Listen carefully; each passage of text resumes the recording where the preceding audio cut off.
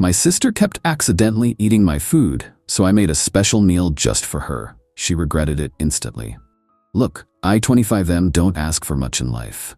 A roof over my head, a job that doesn't make me miserable, and most importantly, my own damn food. But apparently in my household, that last part is too much to ask for. Why? Because I have a sister, Emily, 23F, who is a human-sized raccoon with zero boundaries when it comes to food. And the worst part? My parents enable her. Emily has been stealing my food for years. It started with small things, swiping a couple of my fries, eating the last slice of pizza I had been saving. Annoying? Yes, but manageable. But over time, her accidents became full-blown crimes against my stomach. If I put leftovers in the fridge, they'd be gone by morning. If I bought a pack of my favorite snacks, she'd inhale them like a black hole before I even opened the bag. I tried talking to my parents about it, but they hit me with the same excuses every time. She's your little sister. Just share with her. You're a grown man, you can always buy more food. Emily didn't mean to eat it, she just thought it was for everyone. Bull. Crap. Meanwhile, Emily just giggled, batted her eyes, and got away with everything. My parents catered to her like she was some kind of princess, while I was just the peasant who had to endure it. The breaking point? A few weeks ago, my girlfriend Mia, 24F, made me a special homemade lasagna. Now, Mia isn't just some casual cook. This girl has skills. She spent hours perfecting the recipe, making sure it was exactly the way I liked it. It was cheesy, meaty, and layered with love. The kind of meal you save for yourself and savor. I came home that night dreaming about that lasagna. I could practically taste the melted cheese, feel the perfect ratio of sauce and pasta in my mouth. But when I opened the fridge, gone. Nothing left, not a single bite. Just an empty glass container in the sink. And who else but Emily came waltzing into the kitchen, licking her fingers like some kind of criminal mastermind. "Oh my God, that was so good," she said, stretching like she just had the best meal of her life. "You should totally get Mia to make another one." I saw red. "You ate my lasagna?" I asked, trying to keep my voice level. She shrugged. "I was hungry."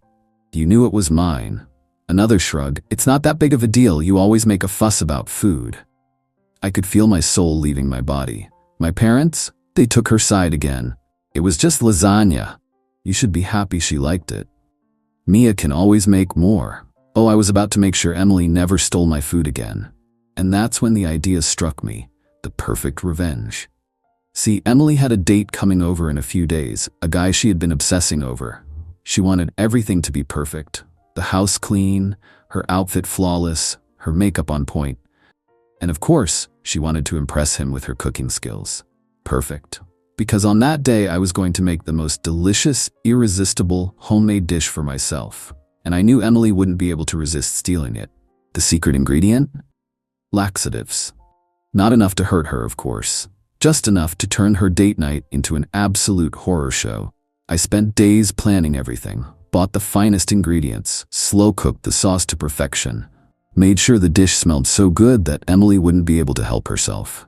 And then, just to make things even better, I set up cameras inside the house, because if I was going to pull this off, I needed to witness the absolute carnage firsthand. I had no idea just how well my plan was going to work. But let me tell you, what happened next was comedy gold. The day of Emily's big date arrived, and I was ready. I had prepared the ultimate dish, a heavenly plate of creamy, cheesy, rich pasta, topped with garlic butter shrimp. It smelled so good that even I was tempted to eat it. But there was one extra ingredient, a generous dose of laxatives. Not enough to send her to the hospital, of course, just enough to ensure that her intestines had a meltdown. I placed the pasta in the fridge and went about my evening like nothing was wrong. Right on schedule, Emily strutted into the kitchen like she owned the place, spotted my pasta, and did exactly what I expected her to do. She grabbed a fork, took a huge bite, then another, then another. "Oh my God," she moaned. "This is so good." Yeah, I bet it was. After demolishing a good portion of the plate, she put the rest back into the fridge. Why? Because she had plans. She wanted to serve it to her date like she made it herself. Perfect. Now, here's where the real fun begins. Phase 2 of the plan, the live show. I had set up 3 strategically placed cameras in the house, one in the living room, one in the dining area, and one pointing toward the bathroom hallway. I grabbed my iPad, parked my car right outside, and got ready to witness the best show of my life. 8 p.m. The date arrives. Emily's boyfriend Ryan, a dude who looked like he modeled for discount cologne ads, knocked on the door. Emily greeted him with her fake sweet voice. "Oh my God, Ryan, you look so handsome, blah blah blah." Get to the good part. They sat down at the table and Emily served him the pasta. I was dying of laughter already. Ryan took a bite, then another. He even complimented her. "This is amazing. You really made this yourself?" Emily giggled, flipping her hair. "Of course, I love cooking. LMAO. Then came the moment of truth. 8:20 p.m. The stomach rumbles begin. Emily suddenly shifted in her chair. I could see it on the camera. Her face twitched. Her stomach gurgled so loudly I could hear it through my iPad speakers. Ryan kept eating, totally oblivious. Emily smiled, but it was strained. She pressed her hand against her stomach like she was holding in a demon. Then across the table, Ryan paused.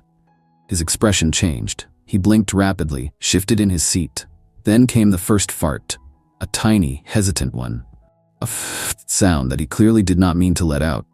Emily's eyes widened in horror. Then, boom, a second, longer fart. Ryan broke the sound barrier. I was wheezing in my car. 8:25 p.m., the real chaos begins. Emily shot up from her chair. Ryan, I'll be right back." She bolted for the bathroom. Ryan sat frozen for a second.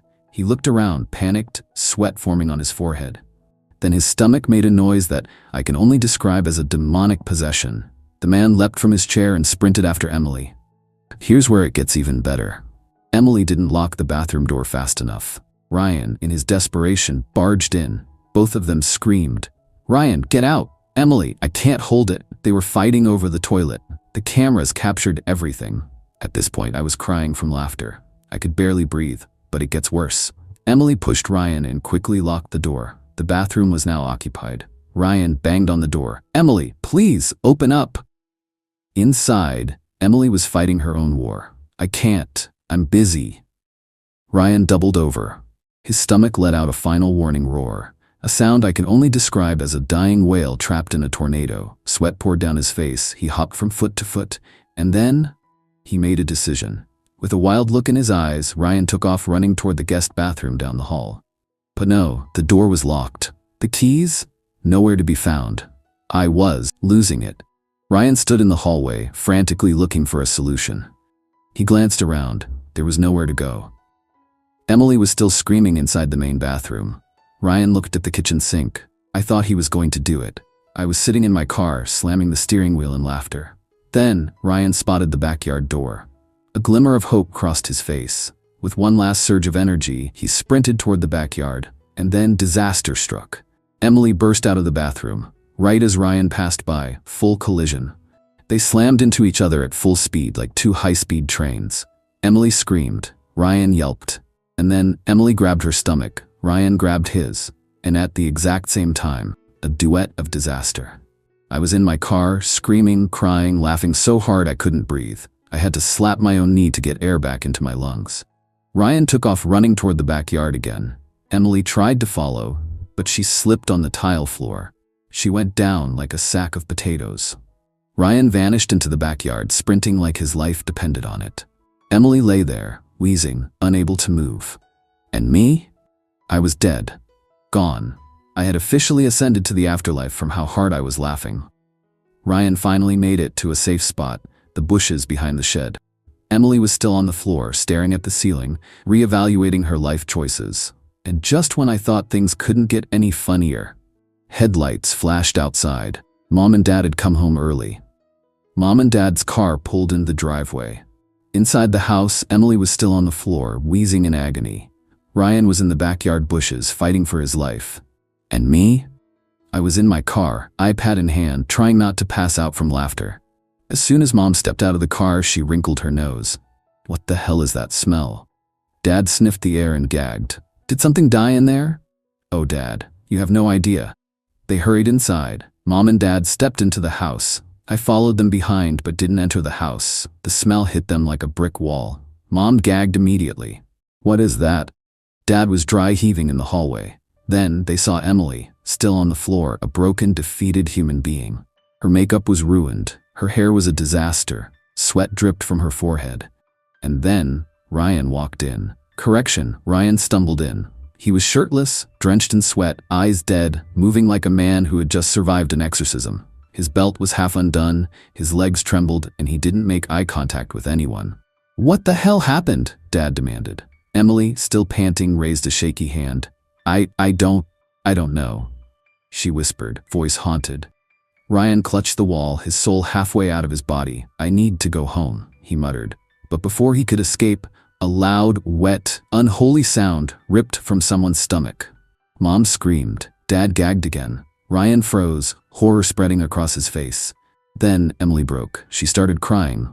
Dad, furious, turned to me. "Did you do this?" I tried to keep a straight face. "Do what?" I asked, barely holding in my laughter. Mom pointed at Emily.